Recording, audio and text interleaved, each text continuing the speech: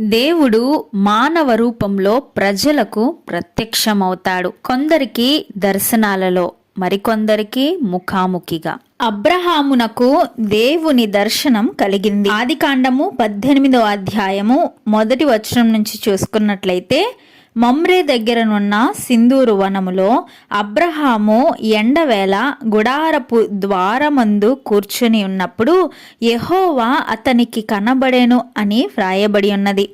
అతడు కన్నులెత్తి చూచినప్పుడు 3 మనుష్యులు అతని ఎదుట నిలువబడి ఉండిరి. అతడు వారిని చూచి గుడారపు వాకిట నుండి వారిని ఎదుర్కొనుటకు పరుగెత్తి నేల మట్టుకు వంగి, ప్రభువా, నీ కటాక్షము నా మీద నున్న ఎడల ఇప్పుడు నీ దాసుని దాటిపోవద్దు అని దేవునితో సంభాషించెను. అబ్రహాము దేవునితో ముఖాముఖిగా సంభాషించినట్లు ఈ 18వ అధ్యాయంలో మనము చూస్తాము.